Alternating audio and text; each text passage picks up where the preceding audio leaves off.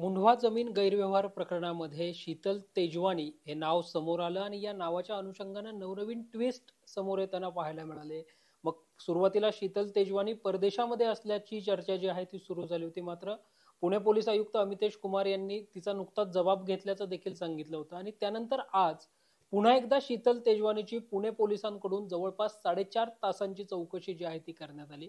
मात्र या चौकशीनंतर शीतल तेजवानीला अटक कधी होणार हा प्रश्न जो आहे तो देखील नव्याने समोर आल्याचं पाहायला मिळतो आणि याच प्रश्नाचं उत्तर जाणून घेण्यासाठी आपण कायदेतज्ञ ॲडव्होकेट मिलिंद पवार यांच्याकडे आलेलो आहोत आणि त्यांच्याकडून या सगळ्या प्रश्नांची उत्तरं जी आहेत ती जाणून घेणार आहोत. म्हणजे चौकशी झाली, अटक कधी हा जो प्रश्न आहे याचं उत्तर सुद्धा आपण ॲडव्होकेट मिलिंद पवार यांच्याकडून जाणून घेण्याचा प्रयत्न करणार आहोत. सर, तुमचं स्वागत आहे टॉप न्यूज मराठीमध्ये. मुंढवा जमीन व्यवहार प्रकरणामध्ये आज शीतल तेजवानीची 4.5 तास चौकशी झाली. मात्र चौकशीनंतरही अटक कधी असा प्रश्न समोर येतोय. काय आता याच्यामध्ये कसं आहे की एकदा पोलीस स्टेशनला गुन्हा दाखल झाला, गुन्हा दाखल झाल्यानंतर तपासाची प्रक्रिया सुरू होती. तपास सुरू झाल्यानंतर त्या गुन्ह्याचं गांभीर्य ओळखून संबंधित आरोपींना अटक करायची नाही करायची हा पूर्ण अधिकार संबंधित तपासी अंमलदाराचा असतो. आता हे जे काही प्रकरण आहे, माझ्या माहितीप्रमाणे बावधन पोलीस स्टेशनला गुन्हा दाखल झालाय. 400 जुने IPCचे कलम आपण जर पाहिलं तर 420, 409, 465, 66, 67 कलम असावेत असं मला वाटतं, जे काही ॲलिगेशन झाले त्यावरनं. आता 420 जर असेल तर त्याला 7 वर्षापर्यंत शिक्षा आहे. 409 असेल तर त्याला 10 वर्ष ते जन्म ठेपेपर्यंत शिक्षा आहे. म्हणजे नॉन बेलेबल ऑफेन्स आहेत. आणि अशा केसमध्ये तात्काळ पोलिसांनी अटक केली पाहिजे हा कायदा आहे. पण अर्नेश कुमार, एक म्हणजे पार्टीचं नाव आहे Arnesh Kumar versus state of Bihar, हा जो निकाल आहे बिहारचा, हा सुप्रीम कोर्टामध्ये चॅलेंज झाला. आणि मग अटकेचे काही मूलतत्व सुप्रीम कोर्टने घालून दिलं की ज्या वेळेला 7 वर्षापर्यंत पनिशमेंट असतात. बऱ्याच वेळेला आपण बघतो की नवरा बायकोचे भांडणं असतात, 498चे गुन्हे दाखल होतात, त्या गुन्ह्यामध्ये किंवा अजून किरकोळ कागदपत्र असतात, बँकेचे काही व्यवहार असतात, त्यामध्ये तात्काळ अटक करणे गरजेचं आहे का? तर सुप्रीम कोर्टने सांगितलं की पोलिसांनी डायरेक्ट अटक न करता पहिली खातरजमा करावी. हा आरोपी पळून जाईल का, पुरावा नष्ट करू शकतो का, तपासात काही गडबड करू शकतो का, अशी शक्यता वाटली तर अटक करावी, नाहीतर 41(1) CRPC नुसार नोटीस द्यावी, आवश्यकता वाटल्यासच अटक करावी. ही अट घातल्यामुळं पोलीस काय करतात, ज्या गुन्ह्यांना 7 वर्षापर्यंत शिक्षा आहे त्या आरोपींना 41(1) CRPCची नोटीस देतात, तुमच्या विरोधात असा असा गुन्हा दाखल झालाय, या गुन्ह्याच्या तपास कामी तुम्ही पोलीस स्टेशनला हजर व्हा. हे समज नोटीस गेल्यानंतर संबंधित आरोपी पोलीस स्टेशनला जातात. गुन्ह्याच्या बाबतीत जे काही पोलीस चौकशी करतील, जे प्रश्न विचारतील त्याला समर्पक उत्तरं देतात. म्हणजे तपासाचा एक पार्ट कंप्लीट झाला. त्यानंतर पोलिसांना असं वाटलं की अजून अधिकचा तपास करायचा आहे, परत त्यांना 41 खाली नोटीस दिली जाते आणि त्यावेळेला जर आवश्यक वाटलं तर मग मात्र पोलीस अटक करू शकतात. हे सगळे सुप्रीम कोर्टची गाईडलाईन आणि कायद्याच्या तरतुदीत. पण आता शीतल तेजवानींचं आपण नाव घेतलं आणि एकंदरीत झालेला प्रकार पाहता तर हे सगळे गंभीर स्वरूपाचे गुन्हे आहेत. 10 वर्षापर्यंत पनिशमेंट आहेत. मग 10 वर्षापर्यंत जर शिक्षा असेल एखाद्या कलमाला तर अर्नेश कुमारचं जजमेंट जे आहे सुप्रीम कोर्टचं ते ह्या केसला लागू होत नाही. 409 सारखं कलम जर पाहिलं आपण, ॲप्रोप्रिएशन ऑफ अमाऊंट म्हणजे पैशाचा अपहार करणे, सरकारी कर्मचाऱ्याने काय अपहार करणे, तो जो कलम तो जर त्याला लावलाय असं दिसतंय, प्राथमिक दृष्ट्या दिसतंय, तो कलम असेल तर त्याला 10 वर्षापासून जन्म ठेपेपर्यंत शिक्षा आहेत. अशा केसमध्ये कुठल्याही प्रकारच्या आरोपीला सूट न देता तात्काळ अटक केली पाहिजे. आता यामध्ये पोलिसांनी काय करायला पाहिजे होतं की एकंदरीत जे काही आरोप झालेत, सहकारचा महसूल बुडवलाय म्हणजे स्टॅम्प ॲक्ट लागू झाला, सरकारची आर्थिक फसवणूक झालेली, म्हणजे खरं तर हा तपास EOW इकॉनॉमिकल ऑफेन्स विंग यांच्याकडे जायला पाहिजे. असं वाटलं प्रकरण फार वेगळ्या पद्धतीचं आहे, SITची स्थापना करू शकतात. पण हे सगळं करत असताना याला सगळा गृह मंत्रालयाचा कंट्रोल असतो. गृह मंत्रालयाने जर ठरवलं निपक्षपातीपणे तपास व्हायला पाहिजे, समाजामध्ये एक चांगला मेसेज जायला पाहिजे, हे जर वाटलं, वरून निर्देश आले तर तपास प्रॉपर होणार. नाही तर आज जे काही घडलं, गंभीर गुन्ह्यामध्ये तपास केला सोडून दिलं, हेच होत राहणार. या प्रकरणामध्ये आणखीन एक नाव समोर येतं, दिग्विजय पाटील, ज्यांच्यावर खरं तर गुन्हा दाखल झालाय, जे या मीडिया कंपनीचे 1% भागीदार आहेत. त्यांना जबाबासाठी नोटीस पाठवली, मात्र त्यांचा जबाबही घेतला गेलेला नाहीये. तर अशा वेळी पोलिसांची जबाबदारी काय असते? नाही आता तसं पाहिलं तर कायद्याचे रक्षक पोलीस आहेत, म्हणजे कायद्याची अंमलबजावणी करण्याचं काम पोलिसांचं आहे. आज आपण बघतो पोलीस असतील, न्यायव्यवस्था असतील, याच्यावर आज समाजाचा विश्वास आहे की आपल्याला कुठेतरी न्याय मिळतो, एक भावना आहे. त्या भावनेतून लोक पोलीस स्टेशनला जातात, इथं गेले की न्याय मिळेल, कोर्टात गेले की न्याय मिळेल, ही भावना आहे. आणि समाजातली ही भावना टिकून ठेवायची असेल तर पोलिसांनी निपक्षपातीपणे, पारदर्शकपणे कुठलाही गुन्हा असू द्या तपास करायलाच पाहिजे. पण आज आता तुम्ही जे काही सांगताय तसं जर घडलं असेल, गंभीर स्वरूपाच्या गुन्ह्यामध्ये एखाद्या आरोपीला तुम्ही बोलवताय, त्याचा तपास करताय, स्टेटमेंट घेऊन सोडून देताय, दुसऱ्या आरोपीला समन्स काढलं तो तपासाला पण येत नाही, आणि मग अशा गोष्टी घडल्या की पोलिसांवर संशय व्यक्त होतो, साहजिकच समाजामध्ये रोष निर्माण होतो. समाजामधले अनेक लोक, काही पहिलाच गुन्हा नाहीये, खोटे कागदपत्र करणं, बँकेची फसवणूक करणं, खोटे दस्त करणं, हे काही पहिला गुन्हा नाही, अशा अनेक प्रकारचे गुन्हे आहेत. अशा प्रकारचे गुन्हे दाखल झाल्यानंतर संबंधित जे कोणी आरोपी होतील त्यांना किती फेस करावं लागतं. पोलीस स्टेशनचे गुन्हे, पोलिसांचा ससेमिरा, मग न्यायालयामध्ये अटकपूर्वीची तरतूद. आता या केसमध्ये एकंदरीत पाहिलं तर ह्या आरोपींनी अटकपूर्व जामीन पण घेतलेला नाही. जनरली काय होतं, एक वकील म्हणून सांगतो, अशा प्रकारचा गुन्हा दाखल झाला की तात्काळ वकिलांशी कॉन्टॅक्ट आरोपी करतात की सर अशी अशी FIR झालेली आहे, असा गुन्हा आहे, काय करायचं, ये बाबा ऑफिसला, बघतो. आम्ही बघतो की याच्यामध्ये नॉन बेलेबल ऑफेन्स आहेत, तुला कधी अटक होऊ शकते, प्रोटेक्शन पाहिजे असेल आणि मिळणार असेल तर आम्ही अटकपूर्वसाठी आपण प्रयत्न करू, हे आम्ही आपला रेग्युलर सल्ला देतो. या केसमध्ये अद्याप कुठलाही आरोपी अटकपूर्व जामिनासाठी सुद्धा गेलेला नाही, म्हणजे यांना कॉन्फिडन्स आहे की आपल्याला अटक होणार नाही. या गुन्ह्यामध्ये, या गुन्ह्याचं गांभीर्य पाहता तात्काळ अटक व्हायलाच पाहिजे होती. आता का केली नाही, कधी करणार, हा सगळा पोलिसांच्या अखत्यारीतला प्रश्न आहे. पोलिसांना वाटलं तर ते आजही अटक करू शकले असते, पण नाही केली, सोडून दिली, पूर्ण करणार नसतील. पण यामध्ये काय होतं की केस वीक होती, समाजाचा दृष्टिकोन बदलतो की पोलीस काय आरोपींना पाठीशी घालतायत का, की पुरावा नष्ट करायचा काय प्रयत्न करतायत का, पोलिसांची आणि आरोपींची काय हातमिळवणी झाली का, रेग्युलर चर्चा असतात.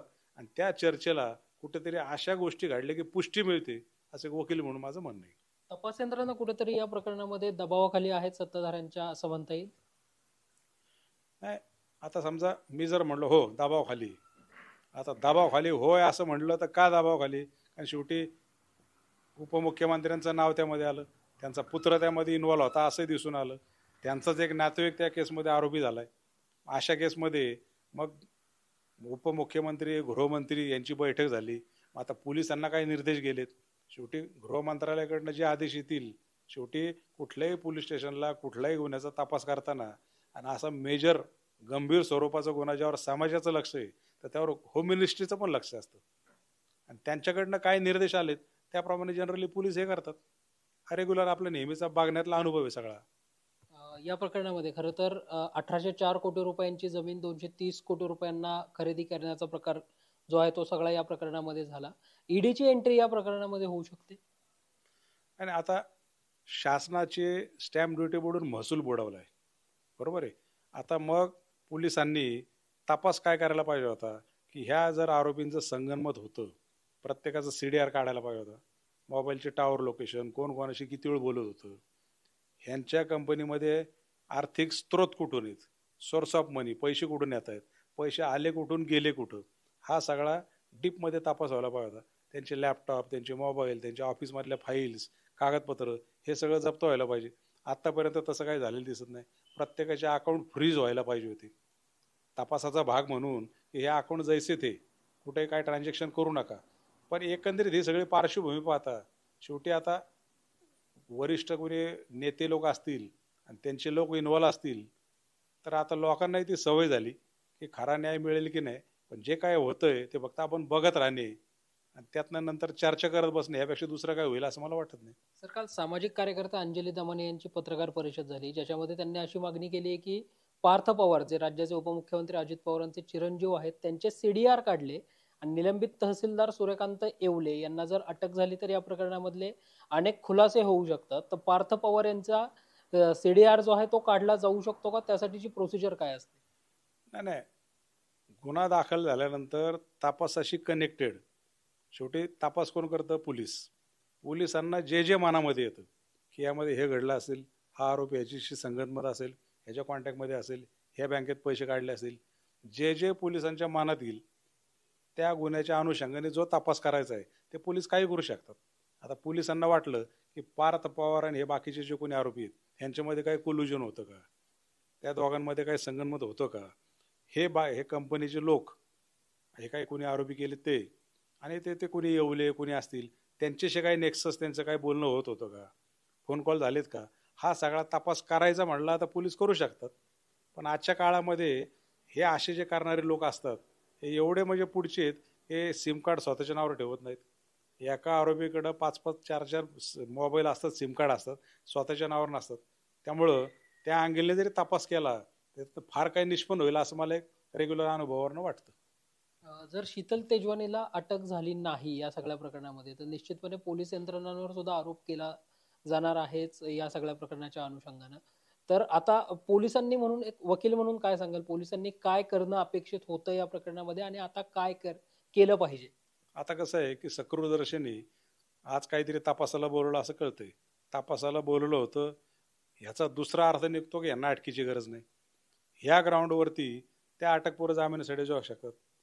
अटकपूर्व जामिनाला गेल्यानंतर उद्या आमचंच आर्ग्युमेंट काय असतं की पोलिसांनी ह्या तारखेला आम्हाला तपासाला बोलवलं, आम्ही पूर्ण पोलिसांना सहकार्य केलं, आमचं स्टेटमेंट घेतलं, जे काय आमच्याकडे पेपर होते ते पोलिसांना आम्ही हँडओव्हर केले, आता अटक कशाला पाहिजे.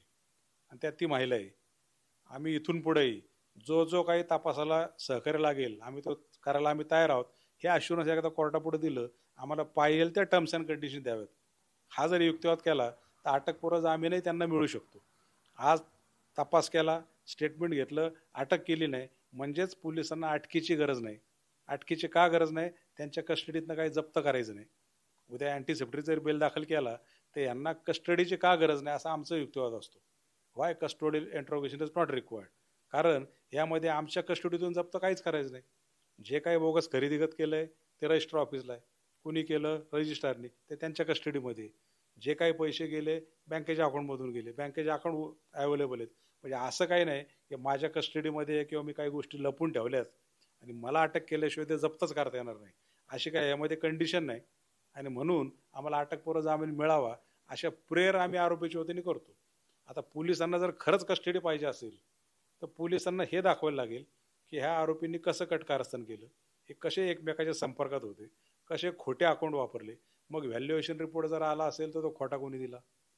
जर महारवतनातली जमीन असेल आणि तो सातबारा बंद झालेला असेल तर बंद झालेल्या सातबाऱ्याचं खरेदी झालंच कसं काय, याच्यामध्ये सखोल मुळापर्यंत डीपमध्ये इन्व्हेस्टिगेशन महत्वाचं आहे. ह्या आरोपींना अटक केल्याशिवाय आम्हाला पुढचा तपासच करता येणार नाही. ह्या गोष्टी जर पोलिसांनी न्यायालयात पटवून दिल्या तर त्यांना पोलीस कस्टडी मिळू शकते. पण एकंदरीत हे सगळं पाहता यांना अटकही होणार नाही. अटक करायची मानसिकता पोलिसांच्या देशात नाही. पोलिसांनाही माहिती आहे, सरकारलाही माहिती आहे की लोकांची मेमरी शॉर्ट असते. 2 दिवस चर्चा होती, 2-3 महिन्यातले विषय काढा, मोठमोठे विषय झाले आज आपणच विसरून गेलो. नवीन काय आले हा विषय मागं पडतो, त्याची ते सगळे वाट बघून असतात. तो काळ आला की केस संपून जाते. निश्चितच. तर आज शीतल तेजवानी हिची 4.5 तासांची चौकशी पुणे पोलिसांकडनं झाली. मात्र जो प्रश्न समोर येत होता की शीतल तेजवानीला अटक कधी होणार, या अनुषंगानं कायदेतज्ञ ॲडव्होकेट मिलिंद पवार यांच्याशी आपण चर्चा केली आणि त्यांनी कायद्यातील कलम काय आहेत आणि या प्रकरणामध्ये साधारणतः किती वर्षांपर्यंतची शिक्षा होऊ शकते, काय शिक्षेची तरतूद आहे, या संदर्भातली अगदी सहज सोप्या भाषेतली माहिती जी आहे ती आपल्या प्रेक्षकांना दिलेली आहे. व्हिडिओ जर्नलिस्ट निलेश लोहारसह संकेत देशपांडे, टॉप न्यूज मराठी, पुणे.